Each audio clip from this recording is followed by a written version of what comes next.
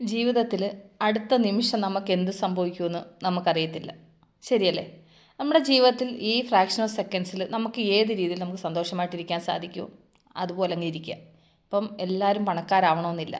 നമ്മൾ ട്രൈ ചെയ്യുക. നമുക്ക് പറ്റുന്ന തരത്തിൽ നമ്മൾ ട്രൈ ചെയ്യുക. സാധിച്ചില്ലെങ്കിൽ വിട്ടേര്. കാരണം വെച്ചാൽ അതിനെക്കുറിച്ച് മാത്രം നമ്മൾ ചിന്തിച്ചു കഴിഞ്ഞാൽ അതൊരു ജീവിതമാവത്തില്ല. നമ്മുടെ ജീവിതത്തിൽ നമുക്ക് എപ്പോഴും വേണ്ടുന്ന ഒരു പീസ് ഓഫ് മൈൻഡാണ്. നമുക്കൊരു സമാധാനമായൊരു മൈൻഡും നമുക്ക് എന്താ പറയുക തിന്നാനും കുടിക്കാനും കിടക്കാനും ഒക്കെ ഉള്ള സൗകര്യമൊക്കെ ഉണ്ടെന്നുണ്ടെങ്കിൽ അതിലും വലിയ സ്വത്തും പണമൊന്നും വേണമെന്ന് ഞാൻ ആഗ്രഹിക്കുന്നില്ല. ഞാൻ എപ്പോഴും പറയുന്ന കാര്യം എൻ്റെ കൂട്ടുകാരോട്.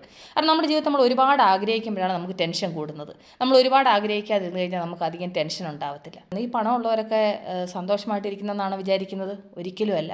ഈ പണമുള്ളവർക്ക് അയ്യോ നഷ്ടപ്പെട്ടു പോകുമോ, അല്ലെങ്കിൽ ഈ പണം ഉള്ളതിനെ ഇനി എങ്ങനെ ഡബിൾ ആക്കാൻ പറ്റും, ഞാൻ ഈ ബിസിനസ് മുഴുവനും തോറ്റ് ഞാൻ സീറോയിലായി പോകും, അങ്ങനെയുള്ള പല ടെൻഷനിലാണ് അവർ കഴിയുന്നത്. അവരുടെ ലൈഫിൽ അവർക്കൊരു സമാധാനത്തിൽ അവർ ജീവിക്കുന്നില്ല. ഈ കോടീശ്വരന്മാരായുള്ള ആൾക്കാരൊക്കെ മരിക്കുന്ന സമയത്ത് എല്ലാം കൊണ്ടാണ് പോകുന്നത്? ഒന്നുമല്ല.